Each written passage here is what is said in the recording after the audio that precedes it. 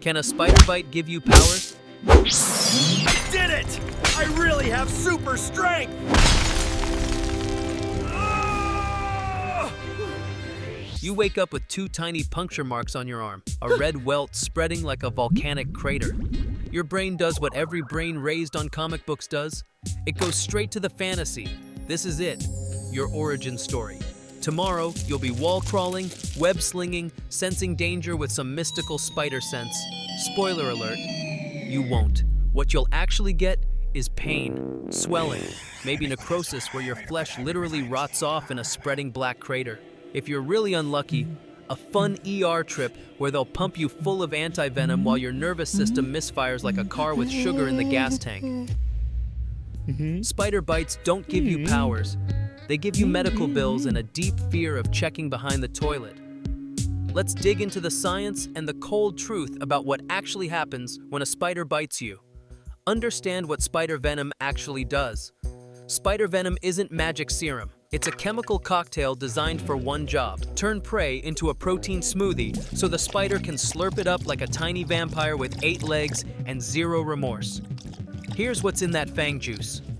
Neurotoxins that attack your nervous system, causing muscle spasms, paralysis, or pain that feels like hot nails hammering into your bone marrow. Cytotoxins that dissolve cell membranes and tissue. Different spiders, different cocktails.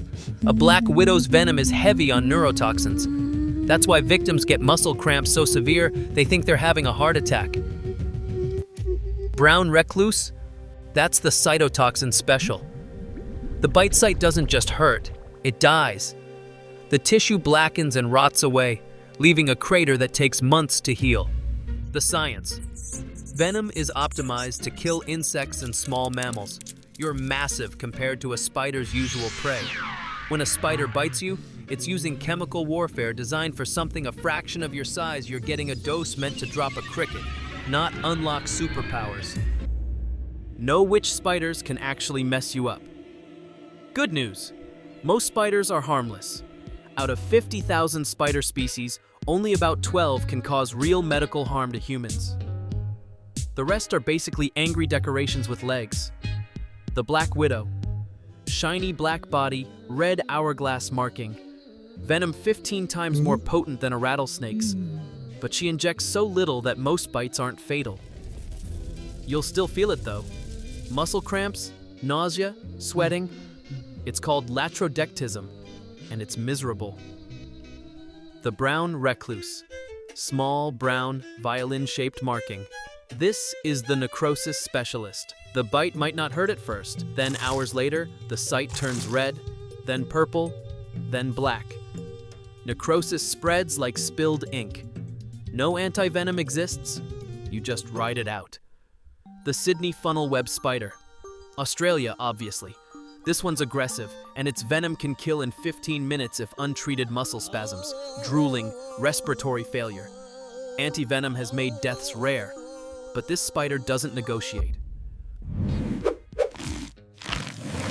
None of them give you the ability to stick to walls or shoot webs. Unfortunately, gaining powers from a bite is a myth. As you can see, the ability to stick to walls remains exclusive to the spider. Let's murder the fantasy with facts. Spider venom doesn't alter your DNA. It doesn't trigger mutations. That's not how biology works. That's how comic books work. And comic books are lies. DNA is incredibly stable, protected inside every cell by layers of membranes and repair mechanisms. For venom to rewrite your DNA, it would need to bypass all that security, target specific genes across billions of cells, and do it without killing you. Venom doesn't do that. Venom disrupts cells, kills tissue, attacks your nervous system.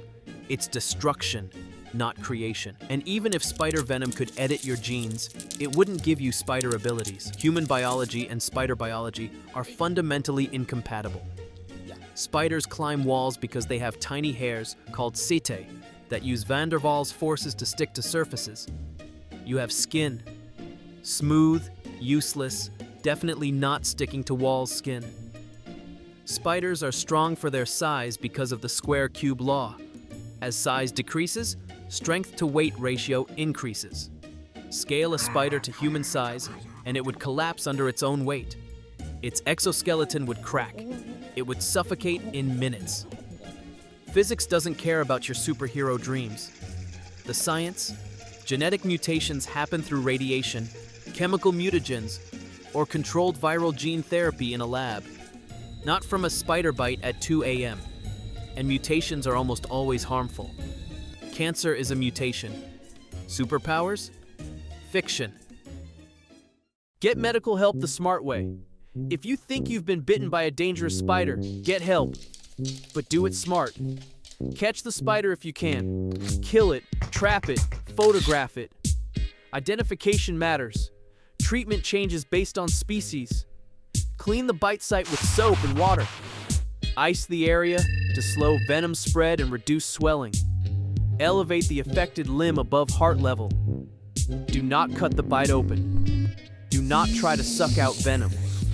That's movie nonsense that causes more damage.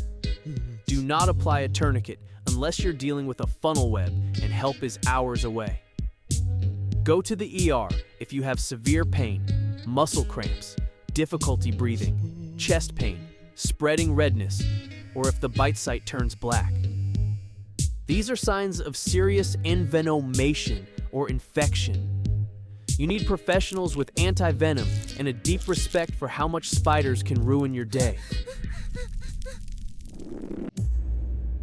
Welcome to reality. So, can a spider bite give you powers? Absolutely. Just not the ones in comic books. You now have the power to identify a brown recluse from across a room and evacuate like the building's on fire. The power to never put your hands somewhere you can't see without checking first. The power to bore everyone at parties with detailed explanations of cytotoxic venom. You're basically a superhero, just not the kind that gets movies made about them. But here's what you actually got: knowledge. And knowledge is legitimately a superpower. You now understand that venom is chemistry, not magic. That your body is an incredible machine capable of surviving a spider's chemical assault and coming out the other side. Scarred maybe, but alive and significantly smarter. You know which spiders to respect and which ones are just vibing in the corner, eating mosquitoes like tiny pest control heroes. You know that necrosis is real, that black widows are no joke, that Australia continues to be nature's way of testing whether humanity really wants to survive. Because here's the thing. You don't need spider powers. You've got human powers. Opposable thumbs that can open jars and build hospitals. Abstract thinking that lets you learn from a script instead of getting bitten yourself. Welcome to the real world, where spider bites are biology lessons, not origin stories. Where the actual superpower is understanding that you're already pretty amazing without needing venom to prove it. You've got a brain, a first aid kit, and the ability to learn from other people's painful experiences instead of needing your own. That's not just power, that's evolution, and we've been pretty damn good at it for millions of years.